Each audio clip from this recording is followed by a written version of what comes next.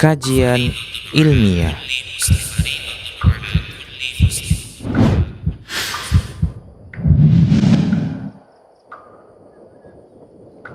Bismillahirrahmanirrahim. Assalamualaikum warahmatullahi wabarakatuh. Assalamualaikum warahmatullahi wabarakatuh. Alhamdulillahirrabbilalamin. Wassalatu wassalamu ala rasulillah ma ba'du.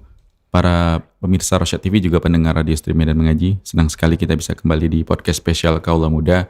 Dan Alhamdulillah sudah bergabung bersama kita di studio ada Ustadz Muhammad Permana Hafizul Ta'ala, dan yang mendampingi kali ini di podcast spesial Kaula Muda ada Bang Eka Prahadian yang insya Allah nanti akan bersama-sama sama kita berinteraktif atau bertanya jawab, menggali juga seputar adiksi ya Bang, atau secara umum perubahan perilaku gitu ya Bang. Itu juga jadi concern Bang Eka, selain nanti tentunya yang utama kita akan mendengarkan atau melanjutkan pembahasan dari podcast spesial Kaula Muda. Dan yang hari ini atau yang diangkat tema pada podcast spesial Kaula Muda kali ini adalah syahid yang berjalan di bumi Bang Eka. Masya Allah. Masya Allah juga. Ini ada yang syahid tapi masih berjalan di bumi gitu ya. Udah diberi gelar seperti itu ya Ustaz.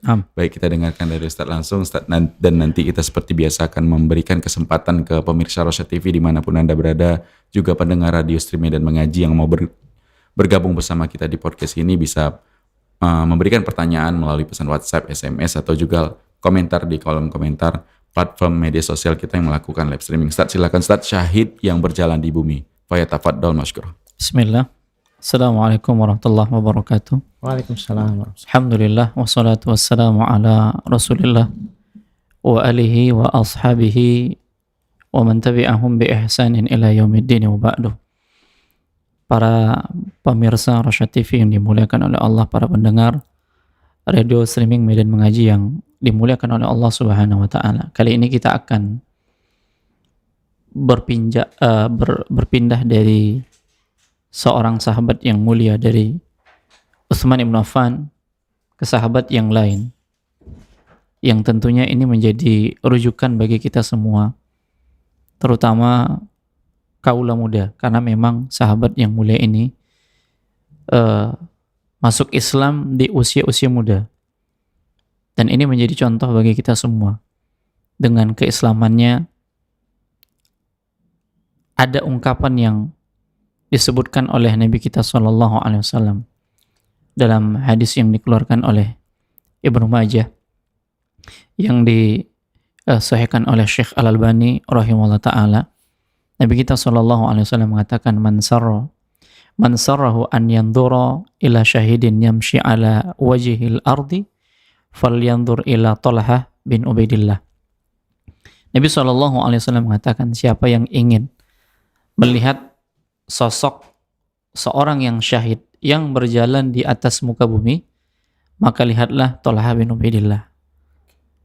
Jadi ini ungkapan dari Nabi kita SAW. Tadi disampaikan orangnya masih hidup, orangnya masih berjalan di muka bumi, tapi predikat syahid sudah didapatkan oleh pemuda ini, yang dia berkorban dengan jiwanya, dengan raganya, dengan fisiknya dalam melindungi Nabi kita SAW dalam perang Uhud. Nah, kita sejenak berbicara tentang sahabat yang mulia ini, yang beliau memiliki orang tua bernama Ubaidullah, sehingga beliau dipanggil Talhah bin Ubaidillah. Adapun ibunya bernama As-Sa'bah binti Abdullah. Naam, orang tuanya ini pedagang, dan ilmu dagangnya diwariskan kepada anaknya, sehingga Talha ini semangat mengikuti jejak karir orang tuanya, pedagang juga. Dan beliau ini memiliki keutamaan-keutamaan besar. Di antaranya 10 orang sahabat dijamin surga. Kemudian 8 orang pertama-tama masuk Islam. Kemudian 6 orang yang dipilih oleh Umar sebagai Ashabus Syura, yang bermusyawarah untuk menetapkan siapa yang menggantikan Umar bin Khattab. Dan 5 orang yang masuk Islam di tangan Abu Bakar Siddiq. Jadi 10, 8, 6, 5. Jadi beliau ini sahabat yang mulia. Nah, tadi kita katakan bahwasanya orang tuanya pedagang dan mewariskan ya sifat ini, karakter ini, kebiasaannya kepada anaknya. Kan ada ungkapan mengatakan ya buah itu tidak akan jauh jatuh dari pohonnya. Jadi seorang pedagang, ayahnya seorang pedagang, diajarkan anaknya juga seperti itu. Dan boleh jadi kalau seandainya seorang pemain bola misalnya, anaknya juga ditempa untuk menjadi pemain bola. Iya. Orang tuanya seorang pengajar, ditempa menjadi seorang pengajar. Nah, inilah yang didapatkan oleh Thalhah bin Ubaidillah, sehingga di masa-masa remajanya beliau sudah melalang buana. Dan tempat yang biasa beliau singgahi untuk mencari ma'isyah, berdagang ini, karena beliau suka. Di antaranya Busra atau Basrah dan Syam. Dua tempat ini yang sering didatangi. Nah, singkatnya ketika usia beliau mencapai 15 tahun, di masa-masa muda, nah beliau melakukan perdagangan ke negeri Busra bersama dengan teman-temannya yang lain. Dan di sana ada seorang rahib bertanya kepada mereka, siapa di antara kalian yang berasal dari Mekah? Maka Thalhah mengatakan, saya. Ada apa? Apakah sudah muncul Ahmad? Ahmad siapa?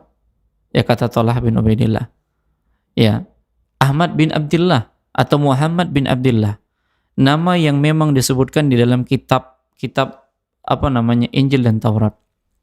Nah, namanya adalah Muhammad atau Ahmad dan nama orang tuanya adalah Abdullah.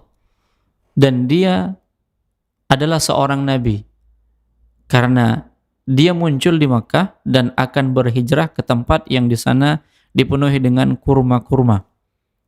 Nah, dan pada akhirnya dia pun merekam ucapan rahib ini.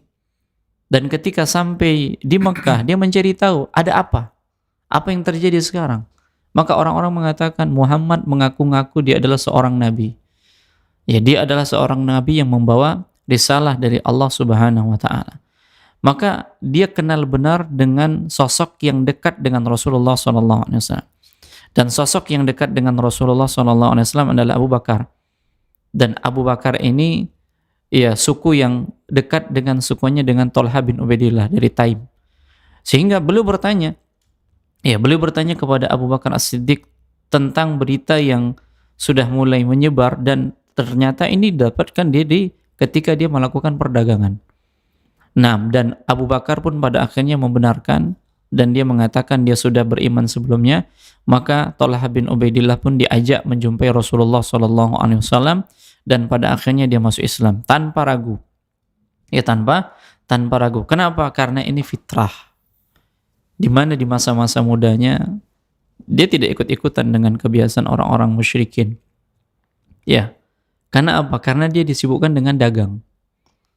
Disibukkan dengan aktivitasnya, sehingga apa yang dilakukan oleh orang-orang musyrikin dia tidak mau ikut-ikutan. Beliau ini seorang Quraisy yang terpandang. Nah, ketika dia masuk Islam, walaupun dia adalah orang yang terpandang, tapi tetap saja dia mendapatkan perlakuan yang tidak baik. Ya, di antaranya yang dilakukan oleh Naufal bin Khuwailid yang menyiksanya, bahkan dia disiksa bersama dengan temannya Abu Bakar As-Siddiq. Nah, orang-orang melihat ya dari balik bukit, melihat ada sosok laki-laki yang tangannya dibelenggu diikat ke belakang. Kemudian ada wanita yang mengikutinya dari belakang. Lalu mereka bertanya, siapa itu? Itu adalah Thalhah bin Ubaidillah. Yang di belakangnya adalah ibunya, As-Sa'bah binti Abdullah. Di mana ibunya itu mengatakan kepada Thalhah sambil mencaci maki agamanya yang baru dan memerintahkan untuk meninggalkan agama yang baru.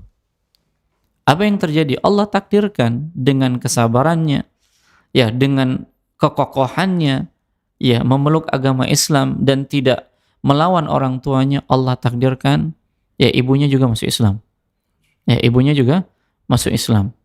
Nah, demikian. Jadi apa yang dialami oleh Thalhah bin Ubaidillah tatkala dia masuk Islam, sebagaimana yang dialami oleh ya kaum muslimin yang lain yang mendapatkan penindasan. Tapi kesabaran, ujian mereka lewati dengan kesabaran sampai pada akhirnya Allah Subhanahu wa taala memuliakan mereka. Nah, pada kesempatan kali ini kita ingin mengambil faedah bahwasanya ya orang tua itu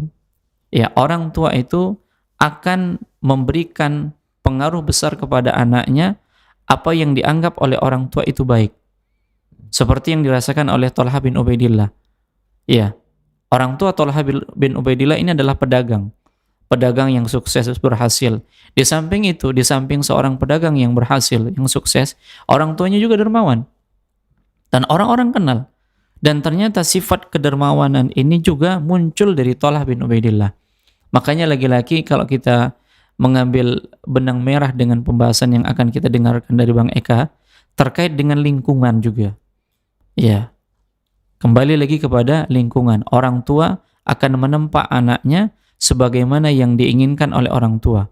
Artinya, orang tua menganggap hari ini yang dia alami itu adalah suatu keberhasilan, maka dia akan tularkan ini kepada anaknya. Ya, sehingga anaknya mau tidak mau mengikuti jejak karir orang tuanya. Nah, dengan kata lain, ketika orang tuanya kurang berhasil atau bermasalah, ini juga akan berpengaruh kepada anak. Secara tidak langsung, mau tidak mau. Ya, ketika orang tua kita katakan mohon maaf yang pengguna ya atau minimal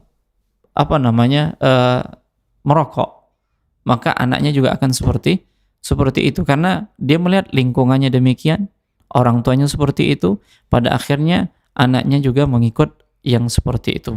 Nah, ini segmen pertama yang bisa kita sampaikan terkait dengan masa mudanya Thalhah bin Ubaidillah sampai pada akhirnya dia masuk Islam, kemudian bersama dengan Nabi SAW, dan seterusnya nanti akan kita sampaikan bagaimana kelanjutannya. Nah, baik Ustaz, jazakumullah khairan Ustaz. Dan kita berikan kesempatan untuk pemirsa Rosyad TV juga pendengar radio Stream dan Mengaji yang mau bergabung bersama kita di podcast spesial Kaula Muda kali ini bisa melalui pesan WhatsApp atau SMS, juga bisa komentar langsung di kolom komentar platform media sosial kita yang melakukan live streaming. Sambil menunggu mungkin pertanyaan yang masuk nih ke Bang Eka dulu kita ya Ustaz. Nah Bang Eka nih, ternyata syahid yang berjalan di atas bumi tadi yang dikabarkan Nabi SAW pada saat itu ya Ustaz masih hidup adalah Thalhah bin Ubaidillah radhiyallahu anhu.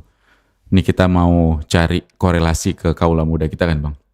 Dan dari segmen pertama tadi kita dengar dari Ustadz, dari mudanya ya Ustadz, dari mudanya sudah ekspor impor berarti nih Ustadz. Udah ekspor impor loh. Ini kan masih yang langka nih Bang di negeri kita khususnya anak-anak mudanya yang udah paham ekspor impor, berdagang aja mungkin secara umum anak-anak muda kita yang umur mungkin sekolahan atau kuliahan itu masih langka ya Ustadz. Yang kita tahu ya kan Bang, ini udah ekspor impor loh. Udah berjalan ke negeri lain ya Ustadz, negeri Syam tadi gitu. Dan perjalanannya sangat panjang Ustadz, sampai pada saat tadi kita segmen pertama kita dengarkan dari Ustadz, bahkan sudah ada perubahan-perubahan yang signifikan di negeri ketika kembalinya gitu. Nah ini kalau perspektifnya dari Bang Eka nih, konseling atau nanti juga Ustadz akan menambahkan dari syariat, apakah anak-anak kita ini khususnya di negeri kita lah ya Bang, kita bicara atau di kota kita, apakah mereka memang mempunyai hak yang sampai betul-betul sampai tamat kuliah yang harus disokong oleh orang tua, atau memang sebenarnya dari muda juga udah bisa nih anak-anak itu memang diarahkan, atau itu bagian dari porsi parenting tadi gitu, dari umur sekolah atau dia kuliah udah bisa diajarkan gimana membuat penghasilan, mencari pendapatan gitu-gitu Bang. Silakan Bang. Baik, bismillah. Assalamualaikum warahmatullahi wabarakatuh. Alhamdulillah, salatu wassalamu ala rasulillah, amma ba'd.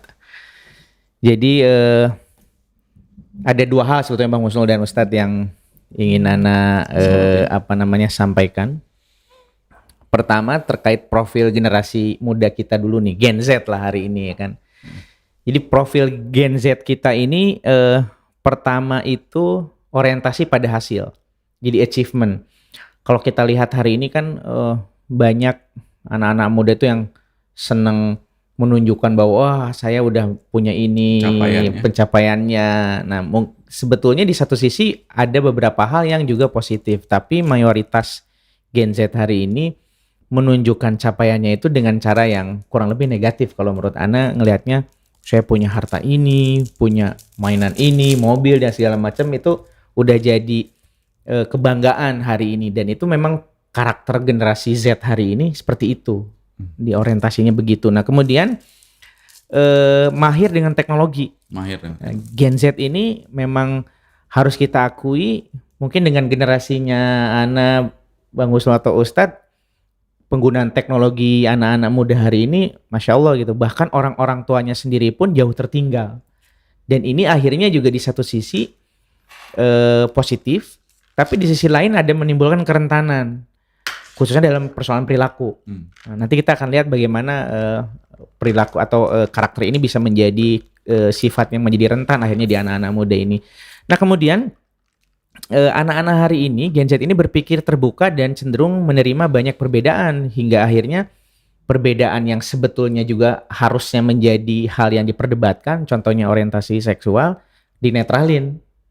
Oke. Hari ini gitu, saking terbukanya dengan perbedaan itu, jadi menganggap hal-hal seperti itu adalah ya oke, saya menghargai Anda sebagai orang yang memiliki orientasi seksual yang menyimpang misalnya seperti itu, tapi ya nggak apa-apa lah, kita bisa berteman dan segala macam gitu. Padahal kan hal-hal seperti itu sebetulnya ada hal prinsip dasar dalam konteks agama kita, ya itu harus didebat gitu. Kenapa seperti itu? Nah tapi karena Minimal kalau sayang dinasehati gitu. betul ya, jadi akhirnya ya kita istilahnya men-challenge pemikiran mereka gitu. Apakah betul hal-hal seperti itu adalah hal yang memang wajib diterima, atau hal yang memang harus diperdebatkan dan harus di-challenge itu seperti itu. Nah, tapi anak-anak hari ini sepertinya memang karakternya ya udahlah, nafsi-nafsi aja gitu, urusan dia dan segala macam. Saking terbukanya dengan perbedaan itu dan berpikiran terbuka. Bahkan sebetulnya kalau kita kaitkan dengan tadi apa yang disampaikan Ustadz, untuk urusan bisnis sebetulnya dengan mahirnya teknologi dan mereka berpikiran terbuka, sudah banyak bukti sebetulnya anak-anak muda yang punya bisnis-bisnis online lah contohnya gitu. Nah, hanya juga tidak sedikit anak-anak muda yang menggunakan teknologi dan keterbukaan pikirannya ini melakukan hal-hal yang sebetulnya dilarang oleh agama gitu. Contohnya apa? Main di forex. Oke. Tuh kan udah main, atau judi online misalnya. Iya. Main game di situ. Dan ini kan bukti-bukti bahwa sebetulnya karakteristik yang ada pada Gen Z hari ini, kalau kita telaah lebih detail, sebetulnya banyak hal yang memang menubruk syariat kita gitu, dan ini yang memang mesti dipahami oleh para orang tua. Kemudian karakteristik generasi Z hari ini adalah dia terkoneksi secara global. Bahkan pertemanannya itu udah seolah tidak ada lagi batas ruang dan waktu. Kita mungkin duduk di ruangan ini, tapi kita punya teman yang ada di Amerika, di mana, dan generasi Z hari ini pertemanannya di situ gitu, sehingga akses informasi, teknologi, pengetahuan itu jauh lebih banjir dibanding generasi-generasi terdahulu gitu, dan itu terkoneksi secara virtual. Bagusnya memang mungkin kita banyak kawan dari mana-mana gitu. Negatifnya kita jadi kurang bersosialisasi akhirnya. Ini secara langsung gitu ya kan, karena lebih banyak virtual. Nah, akhirnya profil-profil generation Z ini kalau kita tidak cermati akan menimbulkan adanya kerentanan gitu. Nah, kerentanan terhadap apa? Terhadap tumbuh kembangnya sebetulnya. Yang tadi Ustadz bilang bahwa zaman dulu orang sudah mulai paham berbisnis, kemudian mengembangkan ekspor impor itu langsung dari orang tuanya. Hari ini anak-anak Gen Z ini banyak yang belajar secara langsung karena mereka mahir dengan teknologi, ngakses sendiri gitu. Nah problemnya pada saat dia mungkin nemu hal yang menarik menurut pikiran dia, tidak didampingin oleh orang tua, ini yang jadi PR akhirnya. Makanya kan banyak yang menyalahgunakan kemahirannya itu untuk membuat hal-hal yang negatif, dalam hal ini yang nyerempet ke masalah syariat kita itu gitu. Nah kemudian kerentanan itu sebetulnya ada kerangkanya gitu. Jadi ada faktor makro, mikro, dan individu. Ya genetisnya ini gitu. Tadi Ustadz bilang bahwa buah nggak akan jatuh dari pohonnya. Sebetulnya kalau dilihat dalam konteks pengaruh makro gitu, lingkungan sosial, salah satunya ada dari keluarga memang. Nah, anak-anak ini cenderung meniru perilaku adiktif. Karena adiktif itu salah satu karakteristiknya adalah perilaku yang dipelajari. Contohnya apa? Gadget. Dan anak-anak kecil kita kan yang umur 1, 2, 3 tahun, 4 tahun, dari mana mereka ngerti buka YouTube itu kalau nggak ngelihat orang dewasa, dalam hal ini orang tuanya atau kita yang ngajarin. Langsung ataupun nggak langsung. Langsung ataupun nggak langsung. Jadi kerentanan itu sebetulnya udah sudah ada di sekitar mereka gitu. Dan sementara kalau kita dengar cerita Ustadz tadi, generasi terdahulu itu bagaimana menghadirkan sosok dan contoh itu memang yang positif. Nyaris minimal gitu hal-hal negatif itu yang ditransfer baik itu langsung ataupun enggak. Tapi kalau kita lihat hari ini anak-anak muda itu tumbuh dan berkembang di sebuah lingkungan yang memiliki kerentanan yang tinggi. Nah, kalau kita kaitkan dengan tadi karakteristik Gen Z yang terbuka, mudah mendapat informasi, ini jadi rawan pada saat kita sering memaparkan perilaku yang nggak baik, ya tinggal nunggu waktunya aja tuh. Anak-anak itu meniru apa yang kita bikin gitu. Nah, kemudian di pengaruh sekolah misalnya hari ini. Kemarin belum lama ini ada berita di media sosial itu bagaimana anak ini membakar sekolahnya. Gara-gara di sekolahnya itu sering dibully sama teman-temannya, dikatain orang yang kurang berpendidikan gitu, mungkin mohon maaf istilahnya bodoh, lambat berpikir. Di satu sisi pendidiknya, oknum pendidiknya ini juga melakukan perilaku yang sama gitu, dengan kalau anaknya ngerjain tugas ditolak, kemudian dibilangnya nggak bagus, sampai sekali waktu sempat tugasnya itu memang dirobek gitu. Saking kesalnya mungkin guru ngelihat perilaku anak ini. Yang terjadi beberapa saat berikutnya dibakar sekolahnya. Masya Allah. Betul-betul dibakar satu sekolah sama anak ini. Begitu ditanya sama polisi kenapa? Saya kesel aja Pak. Karena sering dibully sama teman dan sama guru ini. Ya udah daripada saya yang terbelakang terus-terus nggak bisa belajar dengan nyaman, bagus semua aja saya bikin nggak nyaman dibakar. Nah ini kan pengaruh-pengaruh mikro tuh juga signifikan mendorong kerentanan. Nah ditambah satu lagi adalah genetis. Ini yang mungkin banyak orang menganggap masa iya sih perilaku buruk itu diturunkan atau perilaku adiktif gitu ya, ketergantungan itu diturunkan secara genetis 99,9% genetiknya ada. Nah, tapi ada 0,1% itu signifikan pengaruhnya kepada jadi atau tidaknya anak perilaku adiktif. Apa?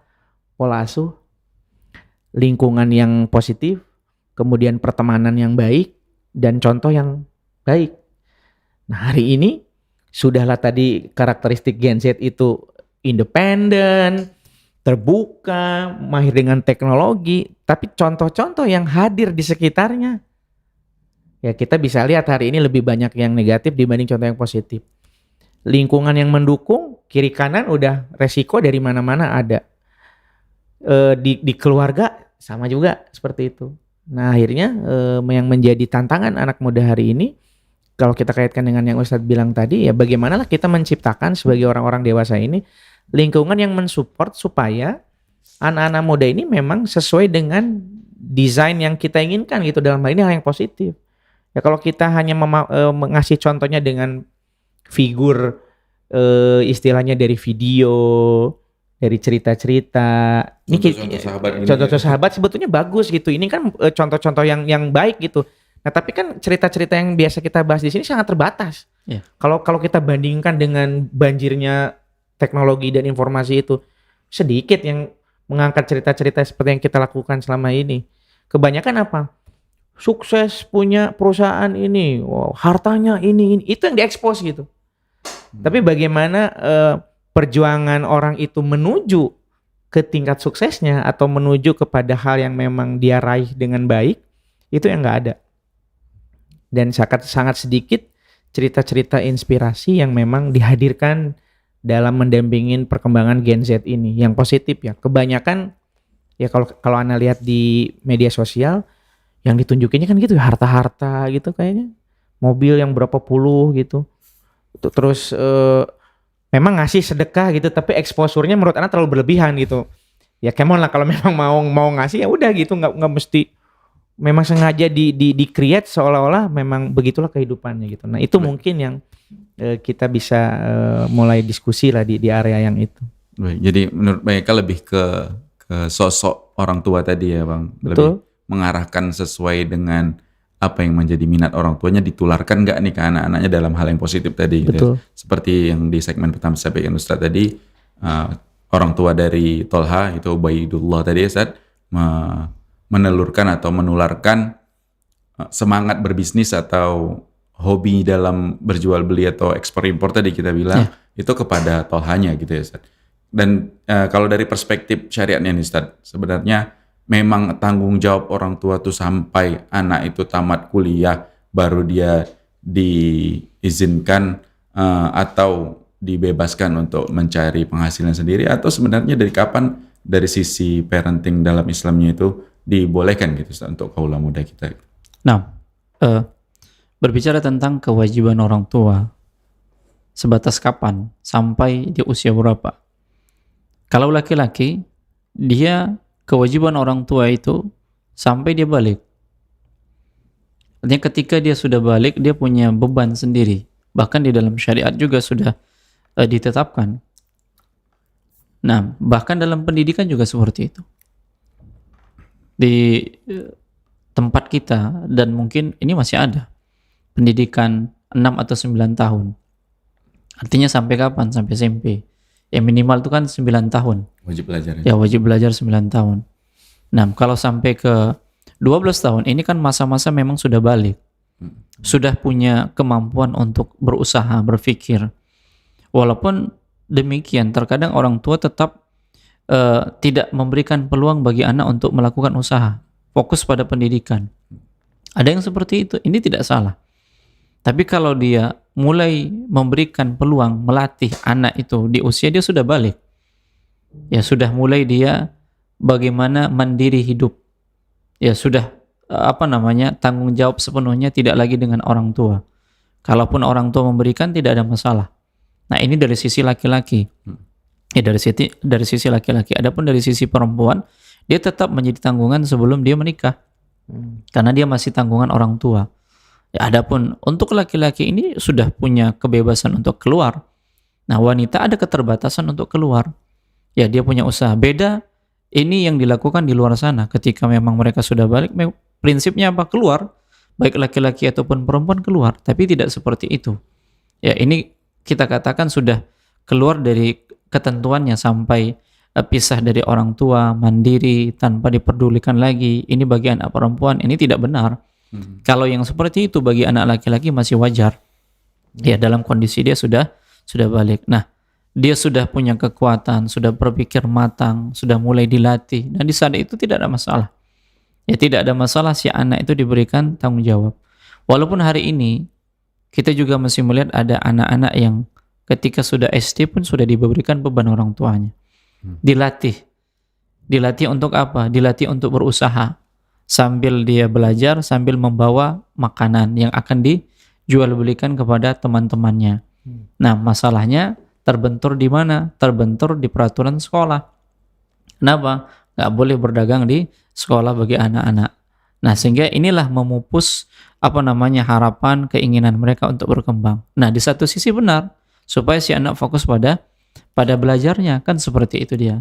Nah, demikian. Jadi kalau dari sisi syariatnya, tatkala anak laki-laki sudah sampai pada usia balik, dia diberikan kemampuan untuk itu. Kemampuan untuk melakukan usaha. Ya, tidak sepenuhnya dibebankan kepada orang tua. Nah, demikian. Allah a'lam. Baik, Masya Allah. Dan Ustaz, sebelum kita lanjutkan ke segmen berikutnya, Ustaz, terkait tadi ada pelajaran ilmu yang sifatnya mungkin ilmu dunia, Ustaz, ilmu bisnis gitu, Ustaz. Kalau ilmu ini kita ambil dari orang kafir gitu, Ustaz, itu dibolehkan, Ustaz? Misalnya terkait penjualan, dari strategi ini, strategi itu dalam usaha, itu dibolehkan, Ustaz? Kalau dalam urusan perkara-perkara dunia, al-aslu fil asya'al ibahah. Ya, hukum asal sesuatu itu boleh. Ya, sampai ada dalil akan pelarangannya. Selagi teori-teori yang disampaikannya itu tidak bertentangan dengan syariat, tidak ada masalah. Ya, tidak ada masalah. Seperti itu dia. Hatta sekalipun teori yang seperti itu diambil dari orang kafir, dengan catatan tidak berbenturan dengan syariat. Nah, demikian. Baik, Ustaz. Satu lagi, Ustaz, sebelum dilanjutkan, Ustaz.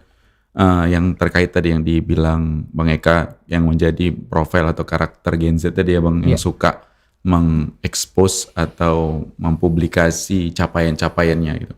Dan kalau misalnya karena mungkin tahu tentang ini gitu kan, Ustaz, taunya tentang ini motivator itu akhirnya, atau orang-orang yang bisnisnya dari jualan-jualan jasa konsultan bisnis dan semacamnya, itu akhirnya memotivasi bahwasannya muslim itu harus kuat dalam ekonominya. Apakah ini dibenarkan, Ustaz? Nah, ada banyak prinsip yang harus kita pahami. Sehingga ini harus diseimbangkan dengan teori-teori di dalam syariat. Contohnya dalam perkara apa? Tidak salah seorang itu berambisi untuk mengejar dunia. Namun di sisi lain kita diperintahkan untuk apa? Nabi mengajarkan kita untuk zuhud dan wara'. Dan ini sepertinya agak bertolak belakang. Kenapa? Dari sini mengejar dunia, sementara di sini meninggalkan tanpa tanpa meninggalkan sama sekali. Artinya memang yang diambil yang dibutuhkan. Ya. Nabi kita SAW mengajarkan bagaimana sikap zuhud.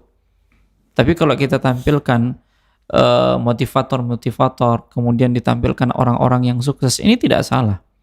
Tapi jangan sampai kita masuk ke dalam firman Allah Subhanahu wa taala, alhaakumut takatsur. Ya, yang berlomba-lomba di dalam rangka apa? Bermegah-megahan, berbangga-banggaan. Ya, sampai pada akhirnya masuk ke dalam kuburan. Kan seperti itu dia. Kita juga harus punya batasan nih. Silahkan mengejar dunia, tapi cuma ada batasan yang harus dilakukan. Jangan dikesampingkan akhiratnya. Ya, karena orang-orang yang orientasinya dengan akhirat, dunia Allah akan berikan.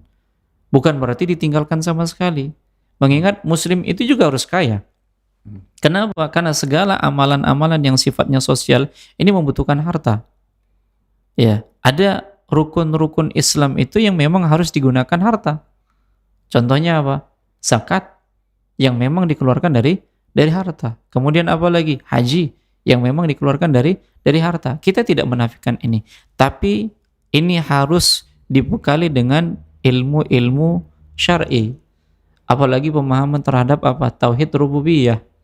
Ini yang harus kita pahami. Karena ada ungkapan ketika seorang itu berusaha, usaha tidak mengkhianati hasil. Jadi semakin maksimal usahanya, maka hasilnya juga semakin maksimal. Tapi kalau kita ambil konsep tauhid rububiyah, konsep di syariat kita tidak seperti itu. Nah, contohnya apa? Contohnya seorang yang memang sudah dia bertawakal.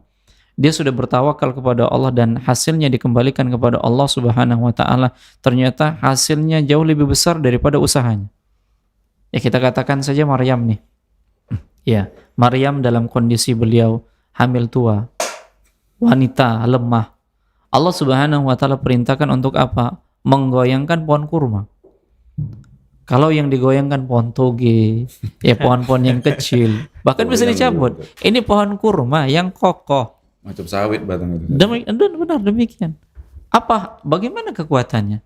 Tapi ternyata karena melaksanakan ikhtiar dan tawakal kepada Allah Subhanahu wa taala, Allah yang turunkan. Allah yang jatuhkan buah-buah tadi. Ya, buah kurma dijatuhkan untuk Maryam. Ya, rezeki dari Allah Subhanahu wa taala. Nah, inilah yang harus dipelajari. Jadi jangan melulu teori-teori, motivasi, tapi tauhid rububiyahnya ini tidak dipelajari. Karena apa? Karena boleh jadi ketika dia melakukan usaha berhasil, maka dia ujub. Kenapa? Ini kan usaha saya. Tapi ketika dia gagal, maka dia akan putus asa. Ya, sementara orang-orang yang beriman, tatkala dia berhasil, dia nggak bangga. Kenapa? Ini Allah takdirkan. Tatkala dia gagal, dia bersabar. Ini Allah takdirkan juga.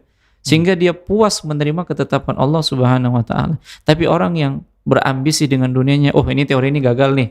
Kita cari teori lagi. Tapi dia tidak pernah merasa cukup dengan apa yang telah Allah Subhanahu wa taala berikan. Jadi hukum asalnya boleh, tapi syariat ini jangan dikesampingkan. Karena Nabi kita mengajarkan sifat apa? Zuhud, wara'. Nah, seolah-olah ini berbenturan. Ya, padahal kalau kita memahaminya, tidak masalah kita kaya. Ya, asalkan kita memiliki sikap apa? Zuhud dan wara' tadi. Demikian, Allah a'lam. Baik, Masya Allah, jazakumullah khairan, Ustaz. Dan kembali kita ke Tolha bin Ubaidillah radhiyallahu anhu, Ustaz. Apa yang terjadi sebenarnya, Ustaz, di Uhud? Tadi kan ceritanya di Uhud nih, Ustaz. Nah, benar. Apakah Tolha radhiyallahu anhu ini memang sudah meninggal kemudian Nabi Muhammad SAW mendoakannya untuk hidup kembali makanya diberi gelar syahid atau seperti apa Ustaz? Baik. Suatu ketika Nabi SAW berada di Bukit Hira dan di sana ada para sahabat. Lalu tiba-tiba bukit itu berguncang. Maka Nabi SAW mengatakan, tenanglah wahai Hira, karena di atasmu ada Nabi, Siddiq, dan para syuhada. Ya, di sana ada Rasulullah, ada Abu Bakar. Ini Nabi dan Siddiq. Yang syuhada siapa? Di sana ada, di atasnya itu ada Umar, ada Uthman, ada Ali, ada Thalha bin Ubaidillah, ada Sa'ad bin Abi Waqqas, ada Zubair bin Awam. Jadi Nabi SAW menyebutkan kepada Bukit Hira untuk tenang dan menjelaskan di sana ada orang-orang yang mulia. Nah, ketika mendengar ucapan seperti ini dan termasuk di dalamnya Thalha di atasnya, karena Nabi menyebutkan di atasnya ada syuhada. Artinya apa? Yang berada di atas itu akan mati syahid. Maka ketika ucapan ini disampaikan kepada para sahabat yang hadir pada saat itu, maka teringat terus, terekam terus apa yang dikatakan oleh Nabi SAW. Dan mati syahid ini tidak akan diperoleh kecuali dengan perang.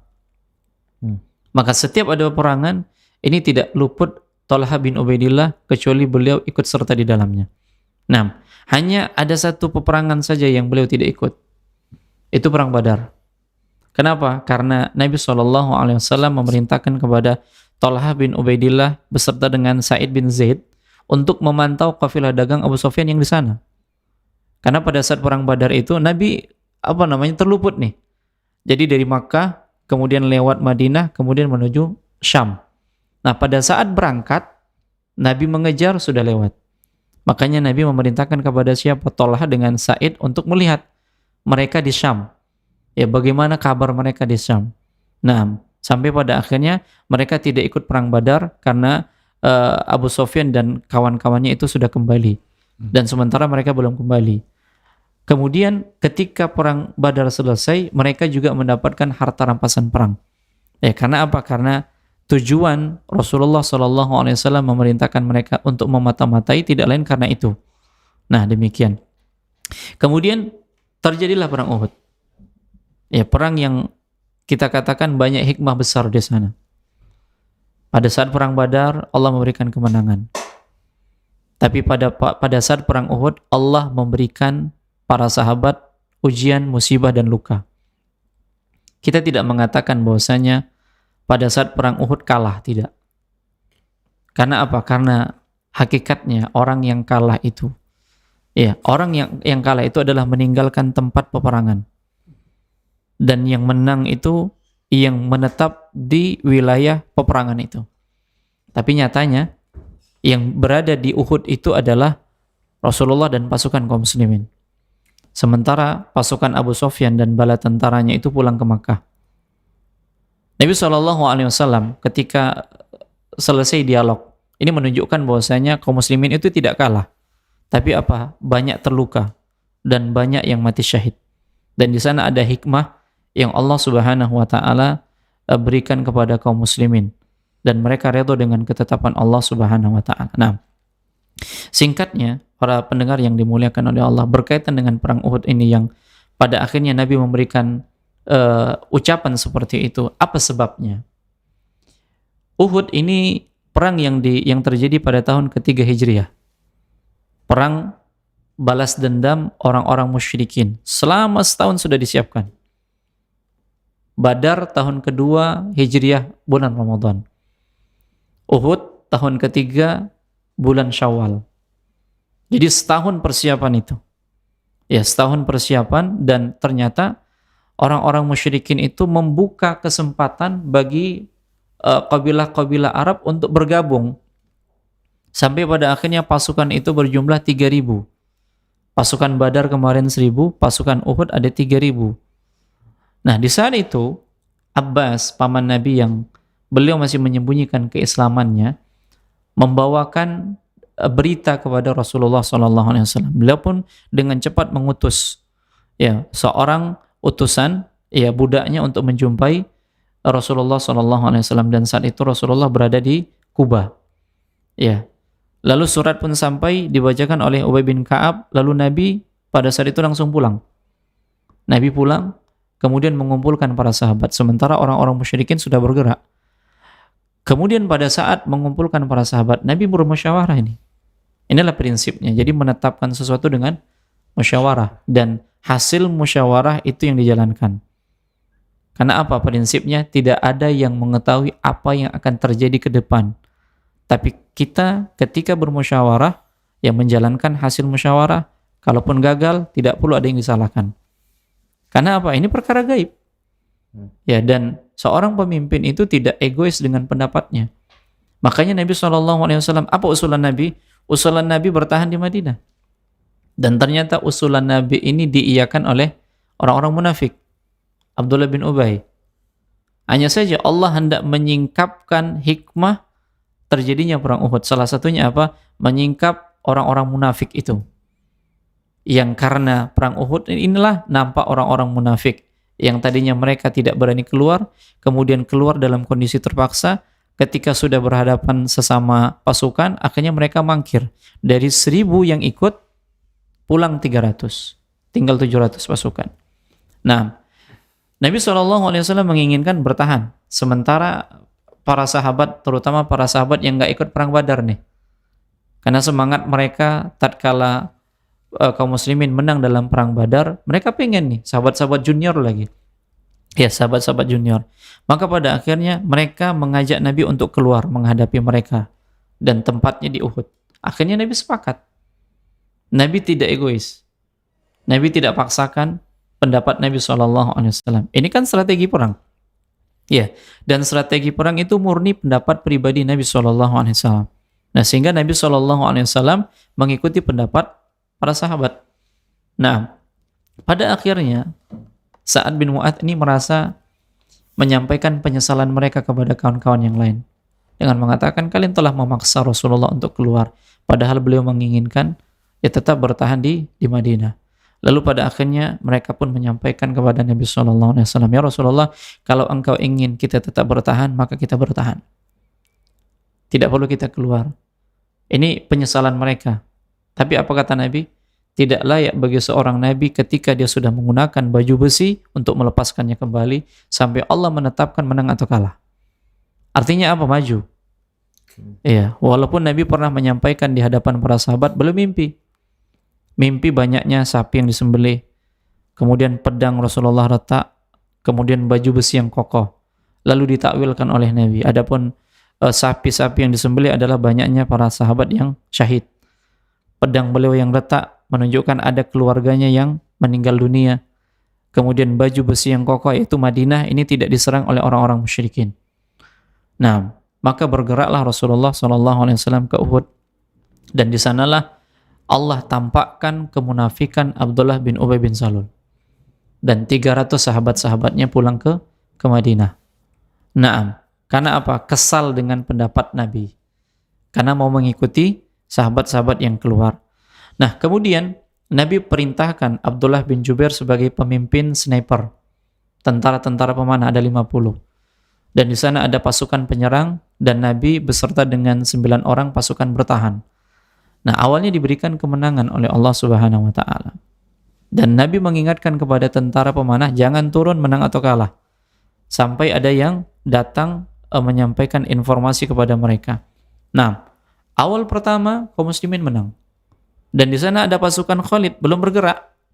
Pasukan Khalid belum bergerak.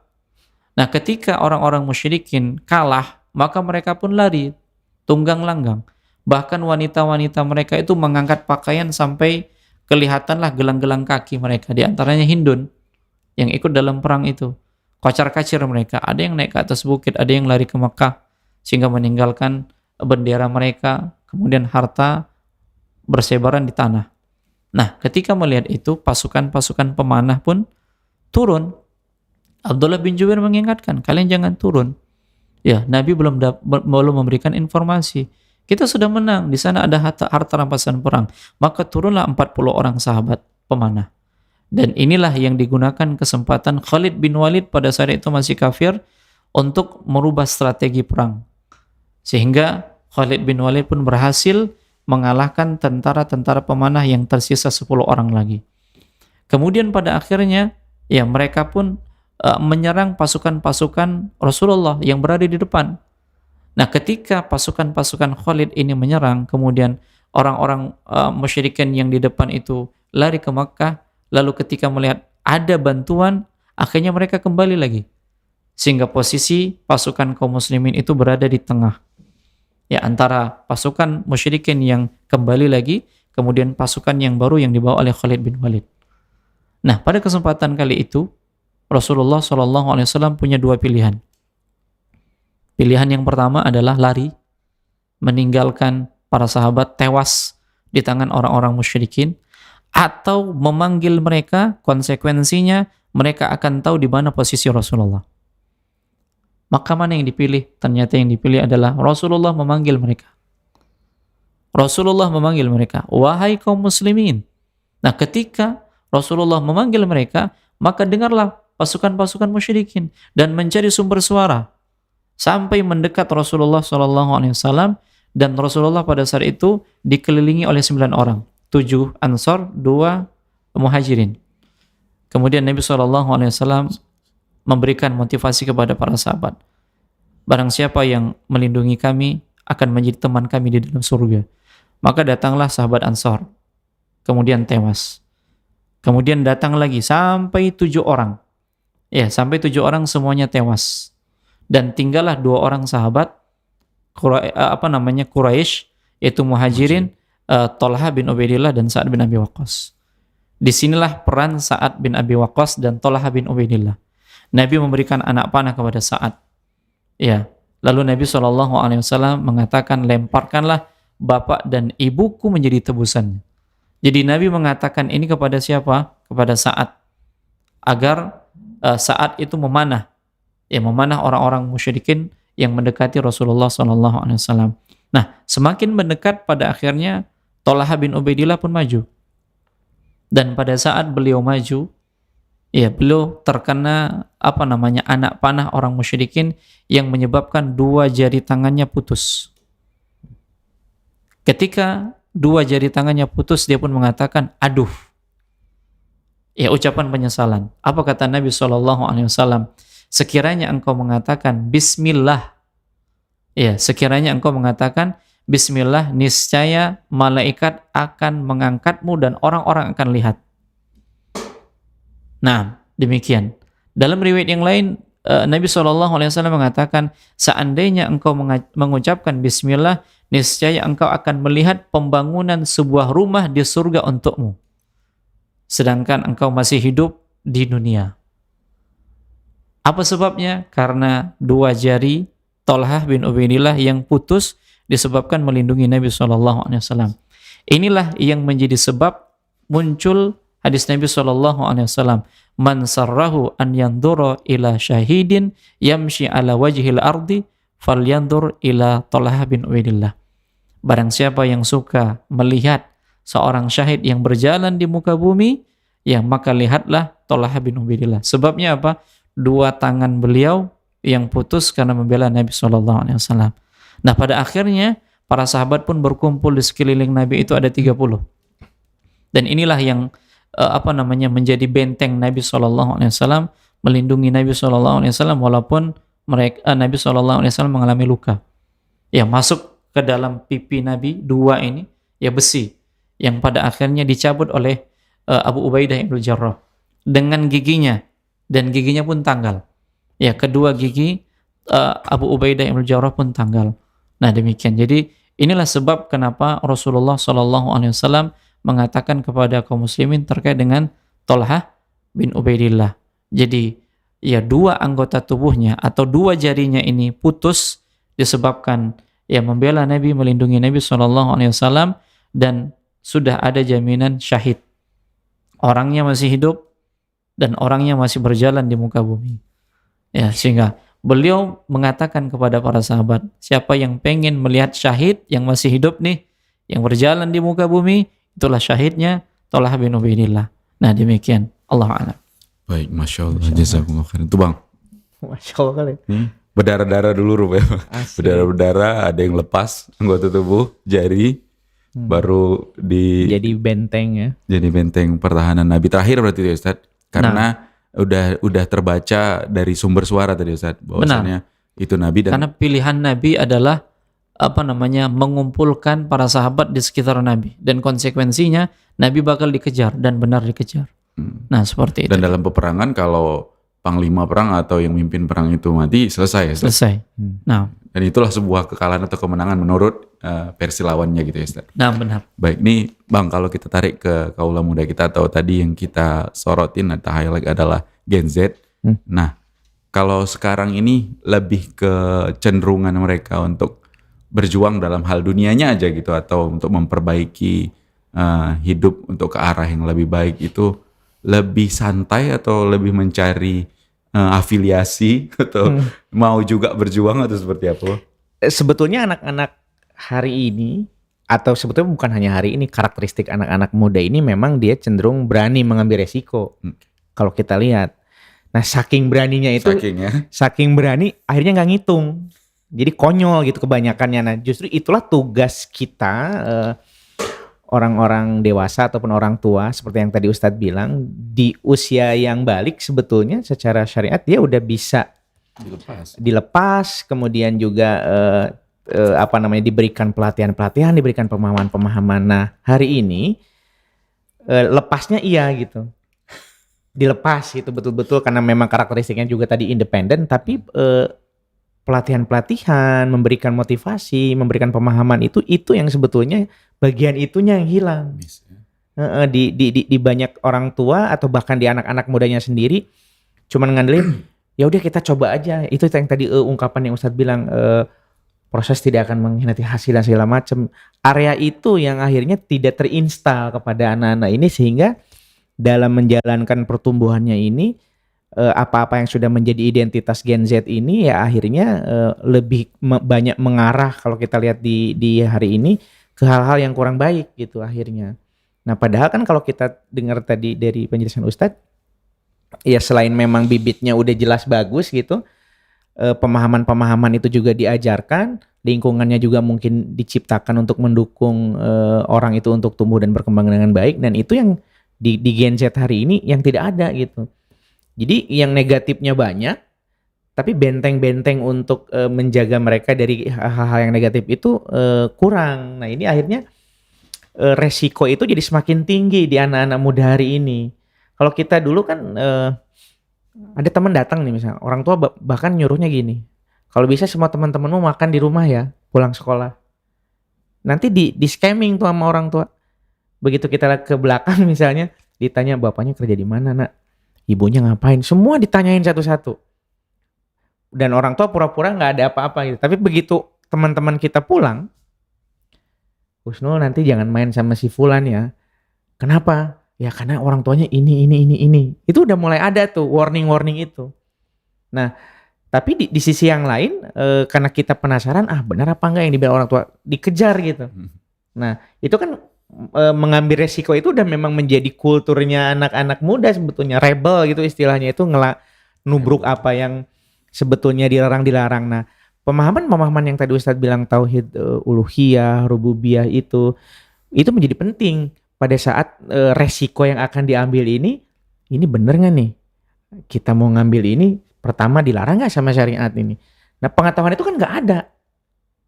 Karena yang muncul di depan mereka, sampel-sampelnya itu adalah yang banyaknya mengajarkan duniawinya tadi. Motivasi-motivasi untuk usaha aja terus. Lupa kalau sekeras apapun usaha, kalau takdirnya memang bukan milik kita, nggak jadi bareng tuh. Nah tapi kan anak-anak hari ini tidak dipahamkan begitu. Pokoknya kamu usaha aja nak. Ikhtiar berdoa. Katanya kan gitu. Tapi pas begitu dia mendapatkan keberhasilan seperti yang tadi Ustadz bilang, mantap kamu nak. Lupa sama yang ngasih keberhasilan sebetulnya kan bukan dia. Nah itu yang tidak terinstal sama anak-anak hari ini. Tapi kalau untuk mengambil resiko dan tadi misalnya Bang Usul bilang kreativitas, mereka sebetulnya punya keinginan untuk berkembang, memang itu udah gennya anak-anak muda. Ya memang setelan pabriknya lah istilahnya begitu gitu. Nah, cuman kan yang jadi tantangan kita hari ini bagaimana sih setelan pabrik yang memang sudah begitu adanya di usia-usia remaja ini kan memang tekanan untuk diakui temannya, mencari hal-hal yang fantastis supaya mendapat perhatian, itu memang udah menjadi kulturnya gitu. Nah, sayangnya memang bimbingan-bimbingan yang ada hari ini lebih banyak menguatkan aspek duniawinya, tidak menguatkan aspek yang tadi Ustadz bilang di akhirat itu. Padahal kan udah dijanjikan sama Allah kalau kita ngajarinnya akhirat, dunia udah pasti dapet tuh. Tapi kalau dunianya yang digeber gitu istilahnya ditekan terus, dikuatkan, akhiratnya nggak dapet. Dan itu yang terjadi di banyak Gen Z hari ini. Coba kita tengok lah di media sosial tuh.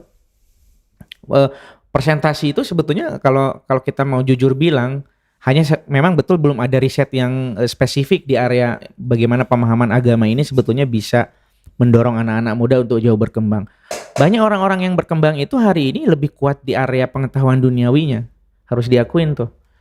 Sangat sedikit persentase anak-anak muda yang katakanlah remaja-remaja itu, qadarullah karena anak memang banyak juga ngedampingin anak-anak muda yang memang punya project-project sosial nih Ustaz sama Bang Usul, memang area sosialnya oke. Tapi kalau ditarik ke tadi yang masalah Ustaz bilang masalah tauhid itu netral betul-betul, maksud netral itu memang gak ada pemahaman gitu. Ya dia tahu gitu, ya memang mesti sholat, mesti berbuat baik kepada sesama, tapi hanya sebatas di situ gitu. Esensi dari sebetulnya kenapa harus berbuat baik, kenapa di balik usaha itu kita juga harus menggantungkan keyakinan bahwa kalau memang Allah sudah mengatur sekecil apapun usaha, kalau memang udah rezekinya pasti jatuh ke kita gitu. Mau kita usaha gila-gilaan tapi Allah itu menakdirkan nggak ada rezekinya hari ini, nggak ada. Nah itu yang sepertinya menjadi tantangan pada hari ini di generasi muda maupun kita orang-orang tua yang memang punya anak yang sudah mulai merangkak di usia remaja. Itu bagaimana menginstalkan pemahaman syariat ini yang menjadi penting supaya dalam perkembangannya mereka lebih menguatkan diri di area pengetahuan keagamaannya supaya kayak segala sesuatu itu memang diyakini datangnya dari Allah gitu. Nah. Bukan karena saya, bukan karena Anda atau bukan karena orang tua. Baik, Bang Eka dan mungkin juga ke Ustadz, ini ada sedikit tentang yang dulu mungkin kita ketahui tentang kontrol sosial gitu kan, Bang. Iya. Kontrol sosial dari lingkungan kita yang tadi mungkin sebutan Bang Eka mikro ya. Iya. Kontrol sosial yang biasa mungkin dari baik itu entah kepala lingkungan gitu Ustadz, atau orang-orang tua yang disegani di lingkungan tersebut. Apakah pengaruh kontrol sosial yang sekarang ini kita lihat sudah mulai tergerus pengaruhnya? Apakah ada pengaruh dari karakteristik kaula muda itu sendiri atau Gen Z tadi lebih spesifik karena dia memang orang yang pengen independen, rebel tadi dan semacamnya? Apakah ada pengaruh itu akhirnya orang jadi khawatir untuk memunculkan dirinya atau memposisikan dirinya sebagai orang yang bisa memberikan kontrol sosial terhadap lingkungannya ataupun itu anak-anak mudanya gitu Ustaz. Baik tadi Kepling mungkin kan aduh kalau aku terlalu gimana sama anak-anak muda di sini nanti gimana pula gitu ya Ustaz. Atau orang-orang tua yang mungkin dulu di zaman kita ini disegani nih sosok ini mungkin. Tapi berganti zaman anak mudanya lain lagi, orang tuanya masih ada nih sebenarnya. Yang dulunya di zaman kita segani, di zaman anak muda sekarang udah nggak ada apa-apanya gitu. Apakah memang ada pengaruh dari ininya? Dan kalau nanti ke Ustadznya, ke Ustadz mungkin pandangannya Ustadz, apakah masih butuh kita menghadirkan sosok yang bisa memberikan kontrol sosial lebih ketat tadi untuk disegani oleh lingkungannya dan anak mudanya, atau memang yang lebih diharapkan adalah dari keluarganya itu sendiri gitu Ustadz? Mungkin Bang Eka dulu atau Ustadz silakan. Jadi gini, kalau Anda ngelihatnya orang-orang tua dan orang-orang dewasa ini memang tidak siap mengikuti zaman. Nggak bisa ngikutin. Sebetulnya kan apa yang kita rasakan hari ini, orang tua kita kan ngerasain juga gitu dulu. Wah, anak-anak zaman sekarang mah begini gitu. Padahal kan sebetulnya kita juga dulu begitu. Bisa jadi. Gitu. Contoh nih Bang, kalau dulu kan kita udah tahu nih ada lingkungan misalnya di suatu gang, itu memang lingkungan yang mungkin berbahaya untuk didatangi anak-anak muda. Karena udah tahu lah mungkin orang tuanya kalau anak-anak ke situ pasti yang dilakukan adalah hal-hal yang aneh atau ajaib bahasa Abang gitu kan. Jadi ketika kita mau ke sana, orang tua itu nampak kita bosan. Nol, mau ngapain ke sana? Balik. Nah kita ini kan karena kita tahu sosok ini yang disegani atau minimal nanti terlapor nih ke orang tua gitu kan. Iya. Akhirnya kan mundur kan Ustaz. Iya. Tapi anak-anak muda sekarang tuh kayaknya kontrol sosial kayak gitu udah nggak ada ngefek lagi gitu Bang, atau Ya nggak itu ada. karena memang ketidaktahuan faktor resiko tadi itu di zaman yang hari ini dengan hari dulu mungkin ada beberapa hal yang berbeda. Dan jangan lupa kan anak-anak muda ini memang butuh role model. Betul yang Bang Husun bilang tadi bahwa perlu ada sosok sebetulnya. Nah sosok itu pun hari ini tuh udah nggak ada di masyarakat, tuh udah berkurang gitu sosok-sosok yang positif ini. Ditambah juga karena mereka nggak ngikutin perkembangan anak-anak muda hari ini, merasa diri kuper atau kudet gitu kalau bahasa sekarang, kurang update gitu. Padahal kan sebetulnya update atau tidak update itu udah faktor yang lain. Tapi bagaimana kalau memang kita punya keyakinan ini adalah negatif dan kita perlu bersuara, itu yang harus dibunyikan. Nah itu yang hari ini sama halnya dengan isu narkoba yang selama ini Ana gelutin gitu. Semua orang bilang narkoba berbahaya. Dari mulai tingkat Kepling, lurah, camat, bupati, wali kota dan segala macam. Tapi begitu ditanya, lalu apa yang Anda buat? Kalau memang narkoba bahaya di tingkat kelurahan misalnya atau di tingkat lingkungan, nggak ada. Lah, jadi terus ngapain ngeluh sekarang? Lingkungan ini jadi bahaya. Ya Anda sendiri nggak punya inisiatif untuk itu. Kalah cepat sama anak-anak muda yang tadi bikin ini gitu. Jadi akhirnya dia nggak bisa ngimbangin tuh. Padahal coba apa sih sulitnya gitu gini. Kalau memang orang bermasalah dengan teknologi, kenapa nggak bikin hotspot gratis di kelurahan itu atau di lingkungan? Di situ diberikan edukasi internet positif. Kan dananya ada, dana desa tuh misalnya. Tapi kan nggak dilakukan itu. Jadi inisiatif juga nyaris nggak ada. Nah kalau kita lihat cerita-cerita lah dari sahabat-sahabat yang lain, bagaimana laki-laki itu diajarkan memanah supaya bisa ikut perang. Itu kan udah memang dikader. Kaderisasi hari ini nggak ada di area-area yang positif itu gitu. Nah jadi dalam perspektif yang Ana lihat hari ini orang-orang tua itu memang belum bisa mengimbangi lingkungan tumbuh kembang anak-anak ini dengan tadi teknologi dan segala macam.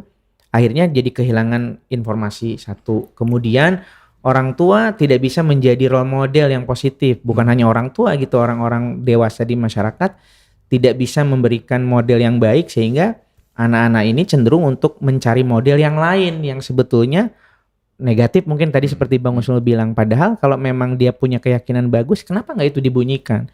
Dan orang, satu penyakit orang Indonesia ini terlalu khawatir dengan apa yang dibilang orang. Nanti kalau awak cerita dibilangnya begini katanya. Terus lah kalau memang betul kenapa harus takut gitu? Dibanding kita nggak ngomong sama sekali, karena kalau nggak ngomong sama sekali kemungkinan cuma satu, situasi yang negatifnya terjadi gitu. Tapi kalau kita ngomong ada dua peluang di situ, negatifnya terjadi atau bisa enggak terjadi. Nah kita mau ngambil yang mana gitu.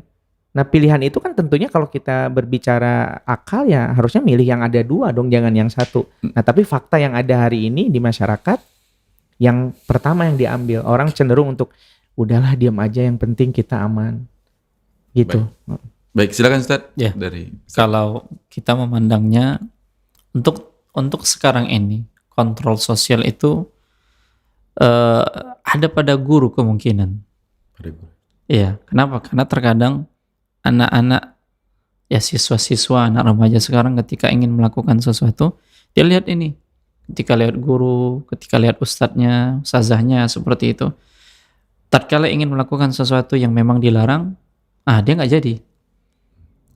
Nah, yang seperti ini kenapa tidak didapatkan di luar sana, di lingkungan? Karena memang ketika sudah kembali ke tempat tinggal masing-masing sudah punya lingkungan khusus, tidak peduli dengan sosialnya. Ya, kalau kita dulu mungkin bersosial dengan cara bermain yang memang offline.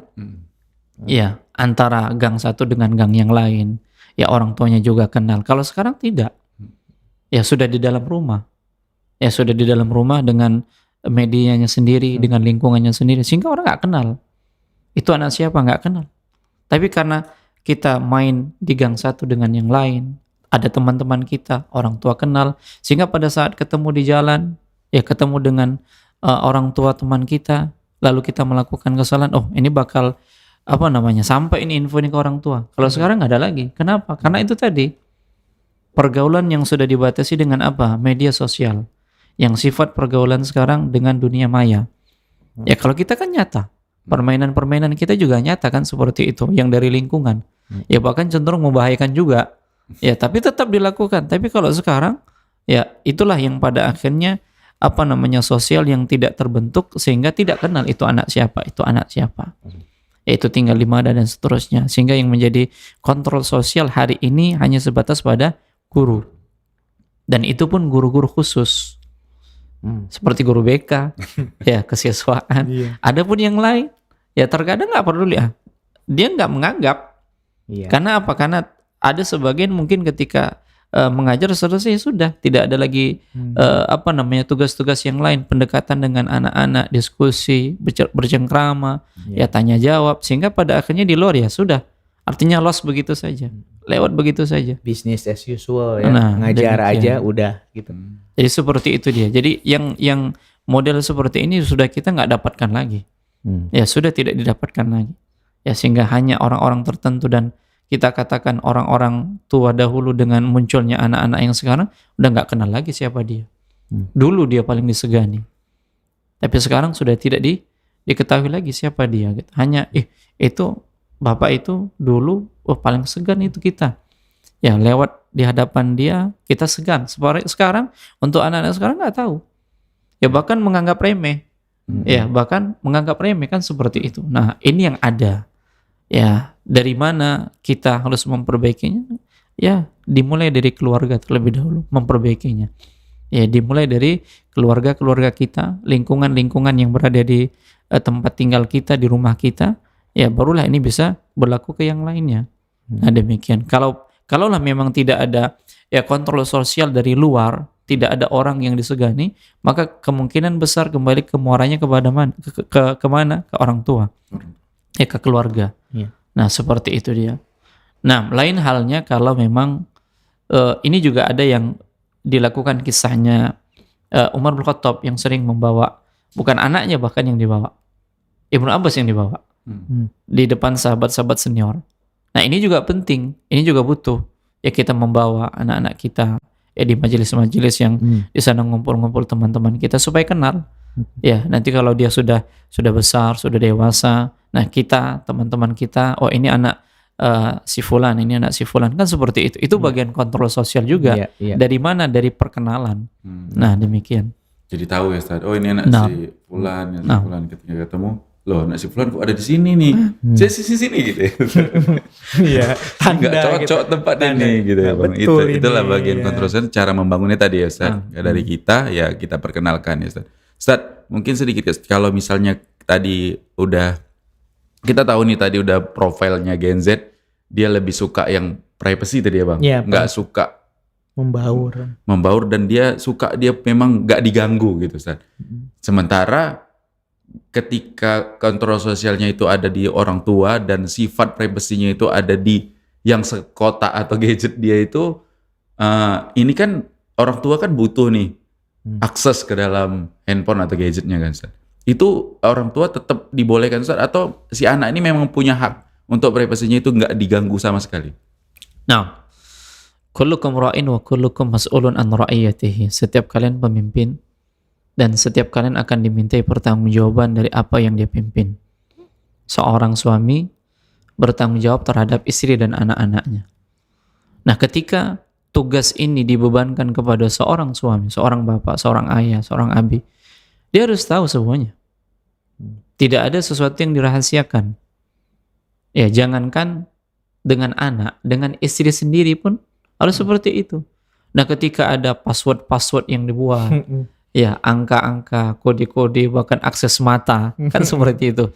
Ini harus yang punya yang buka. Kemudian ketika kita minta buka nggak boleh. Ini kan ada sesuatu. Ya, ini kan ada sesuatu. Nah, itu tanggung jawab siapa? Itu tanggung jawab bapak, tanggung jawab ayah. Karena itu di wilayah kekuasaannya. Ya, dia meneliti. Ya, tidak ada sesuatu yang sesuatu yang harus dirahasiakan. Prinsipnya apa? Ketika para sahabat bertanya kepada Nabi SAW, apa itu dosa? Apa itu dosa dan apa itu kebaikan? Al-itham wal bir. Mereka bertanya tentang dosa. Apa itu dosa?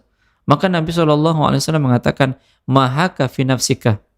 wa karihta an tattali'a 'alaihan nas. Apa-apa yang membuat hatimu gelisah dan engkau nggak pengen orang lain tahu. Artinya ketika ada sesuatu rahasia di HP-nya dan dia tidak pengen orang tuanya mengetahuinya, berarti itu ada sesuatu. Oke. Ada pelanggaran di sana. Nah, sebagai kepala keluarga melihat pelanggaran seperti itu, apakah dibiarkan? Tidak. Dia bakal ditanya. Dan inilah fungsi yang Allah Subhanahu wa taala mengatakan, ya ayyuhalladzina amanu qu anfusakum wa ahlikum nara. Kembali lagi kepada siapa? Kepada peran seorang ayah, peran seorang bapak, peran seorang abi. Sehingga dia bisa masuk, dia pengen tahu apa-apa saja. Siapa teman-temannya. Nah, tidak ada sesuatu yang dirahasiakan. Dengan kata lain, ketika tidak ada sesuatu yang dirahasiakan, maka si anak itu tidak dengan sesukanya membuka komunikasi, berhubungan dan lain sebagainya. Karena apa? Karena dalam pantauan orang tua. Ya, tapi kalau sudah dibebaskan, ya wifi gratis, ya di kamar nggak boleh diganggu, ya kalaupun keluar hanya sebatas makan, terkadang makan pun di dalam, ya terus ketika orang tuanya nyuruh lewat telepon, padahal satu rumah. Ya, padahal dalam rumah yang sama kan seperti itu. Nah, inilah sulitnya, apalagi orang di luar. Artinya yang di dalam saja, ya dengan keluarga besar saja, ini sulit komunikasi, apalagi di luar. Nah, seperti itu dia. Jadi tanggung jawab besar. Ya, kalau istri bertanggung jawab terhadap anak-anaknya, sementara suami bertanggung jawab terhadap istri dan anak-anaknya. Dia harus tahu. Ya, ketika ada sesuatu yang disembunyikan, berarti di sana ada pelanggaran syariat. Dia tidak pengen orang lain tahu. Nah, ini salah. Baik. Ya, seperti ini salah. Nah, demikian. Baik, Masya Allah. Jadi ini kaulah muda, kalau orang tuanya minjem handphonenya dikasih, jangan karena Iya. privacy tadi nggak Iya, boleh ya Bang. betul, Harus betul. dikasih ya. Ya, Dan mungkin itu bagian dari tugas orang tua ya Bang. betul. Ya, kita mesti ngejelasin juga sih sebetulnya kan area mana yang sebetulnya privacy itu seperti yang tadi Ustadz bilang. Privacy itu apa? Kemudian kenapa kita mesti punya akses itu dan segala macam. Nah, ini yang mungkin perlu juga dijelaskan sama anak-anak itu sebelum kita ngasih sesuatu gitu. Ngebrief dulu lah gitu. Di briefing dulu bahwa oke, misalnya ayah akan ngasih ini, tapi ini gunanya ini, passwordnya kita jelaskan dulu gitu. Nah, kalau sekarang kan enggak, main kasih aja. Ya, sebetulnya di depan mungkin ada dia bilang ya ini gunakan yang baik ya. Umum aja gitu. Nah, yang baik itu kan masih terlalu general. Apa yang baik itu? Standar baik si anak sama orang tua mungkin sama beda dia. Gitu. Itu dia. Baik, itu dia. Ustadz dan Bang Eka, ini sudah semakin di penghujung acara. Ustadz, mungkin sebagai penutup, dan ini ada pertanyaan yang masuk Ustadz dari YouTube-nya Medan Mengaji, dan nanti sekalian ini closing kesimpulan aja Ustadz.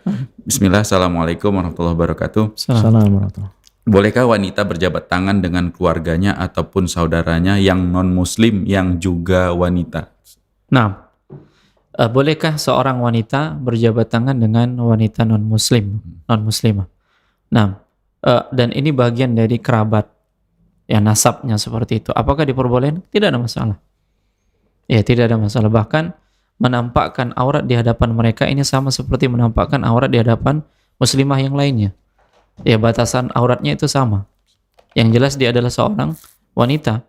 Ya, batasan aurat antara muslimah yang satu dengan muslimah yang lainnya itu dari dada ke atas dan lutut ke bawah. Nah, ini juga yang berlaku kepada wanita non-muslim. Oke. Ya, sama juga berjabat tangan, tidak ada masalah. Nah, seperti itu dia. Hanya saja di sana tidak ada prinsip al-wala wal bara. Ya, jadi karena ada perbedaan agama, maka prinsip al-wala wal bara ini harus diperhatikan. Loyalitasnya kemana? Walaupun dia saudara, tapi loyalitasnya kepada saudara-saudara yang seiman. Nah, seperti itu dia. Allahu a'lam. Nah, sebagai penutup dari apa yang sudah kita sampaikan, dan insya Allah nanti akan dilanjutkan kisah beliau selanjutnya pada kesempatan yang lain. Begitu kuatnya motivasi beliau mengejar apa yang disebutkan oleh Nabi SAW. Apa motivasinya? Mengejar syahid. Sesuatu yang memang ini tidak didapatkan oleh semua sahabat. Ini rezeki dari Allah. Syahid itu adalah rezeki dari Allah, dan syahid itu merupakan golongan yang terbaik dari 4 golongan yang ada, yang Allah anugerahkan nikmat atas mereka. Alladzina an'amta alaihim, yaitu orang-orang yang telah Engkau anugerahkan nikmat atas mereka. Siapa mereka?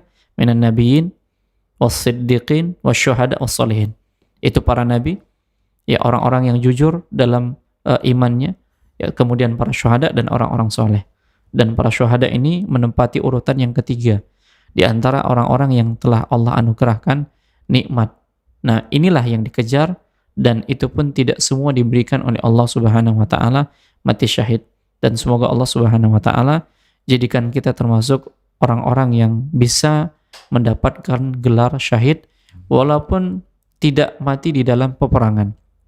Kenapa? Karena Nabi SAW pernah mengatakan, man sa'alallahu syahadatan bisidqin ballaghahu Allah manazil syuhada walau mata ala firashihi. Barang siapa yang meminta kepada Allah mati syahid dengan kejujuran, maka Allah akan angkat derajatnya, akan sampaikan derajatnya walaupun matinya di atas tempat tidur. Allah Ta'ala. Baik, Masya Allah. Jazakumullah khairan Ustaz atas penjelasan, bimbingan dan arahannya. Bang Eka mungkin ada sedikit?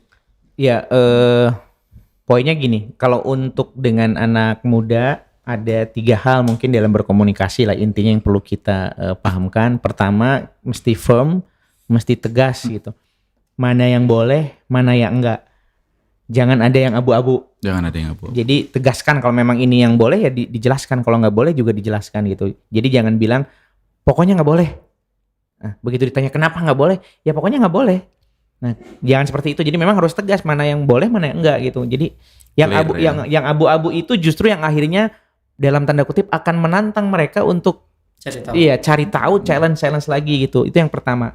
Kemudian mesti friendly gitu, mesti bersahabat.